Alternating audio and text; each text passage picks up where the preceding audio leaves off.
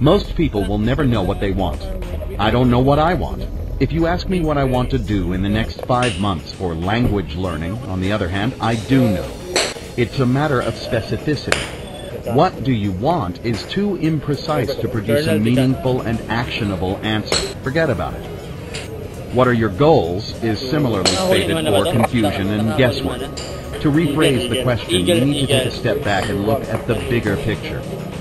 Let's assume we have 10 goals and we achieve them. What is the desired outcome that makes all the effort worthwhile? The most common response is what I also would have suggested 5 years ago: happiness. I no longer believe this is a good answer. Happiness can be bought with a bottle of wine and has become ambiguous through overuse. There is a more precise alternative that reflects what I believe the actual objective is. Bear with me. What is the opposite of happiness? Sadness? No. Just as love and hate are two sides of the same coin, so are happiness and sadness. Crying out of happiness is a perfect illustration of this. The opposite of love is indifference, and the opposite of happiness is, here's the clincher, boredom. Excitement is the more practical synonym for happiness, and it is precisely what you should strive to chase. It is the cure-all. When people suggest you follow your passion or your bliss, I propose that they are in fact referring to the same singular concept: excitement. This brings us full circle. The question you should be asking isn't, what do I want, or what are my goals, but what would excite me? Adult onset ADD, adventure deficit disorder. Somewhere between college graduation and your second job, a chorus enters your internal dialogue. Be realistic and stop pretending. Life isn't like the movies. If you're 5 years old and say you want to be an astronaut, your parents tell you that you can be anything you want to be. It's harmless, like telling a child that Santa Claus exists. If you're 25 and announce you want to start a new circus, the response is different.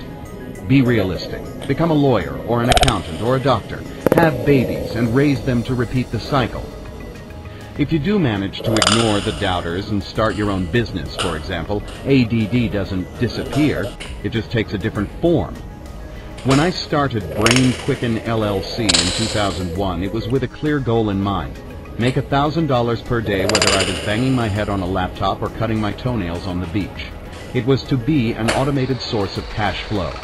If you look at my chronology, it is obvious that this didn't happen until a meltdown forced it, despite the requisite income. Why? The goal wasn't specific enough. I hadn't defined alternate activities that would replace the initial workload. Therefore, I just continued working, even though there was no financial need. I needed to feel productive and had no other vehicles. This is how most people work until death. I'll just work until I have X dollars and then do what I want. If you don't define the what I want alternate activities, the X figure will increase indefinitely to avoid the fear-inducing uncertainty of this void. This is when both employees and entrepreneurs become fat men in red BMWs. The fat man in the red BMW convertible. There have been several points in my life, among them just before I was fired from Trusan and just before I escaped the United States to avoid taking an Uzi into McDonald's, at which I saw my future as another fat man in a midlife crisis BMW. I simply looked at those who were 15 to 20 years ahead of me on the same track, whether a director of sales or an entrepreneur in the same industry, and it scared the hell out of me.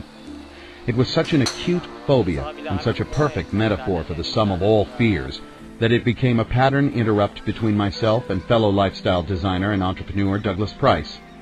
Doug and I traveled parallel paths for nearly 5 years, facing the same challenges and self-doubts, and thus keeping a close psychological eye on each other. Our down periods seemed to alternate, making us a good team. Whenever one of us began to set our sights lower, lose faith, or accept reality, the other would chime in via phone or email like an AA sponsor. Dude, are you turning into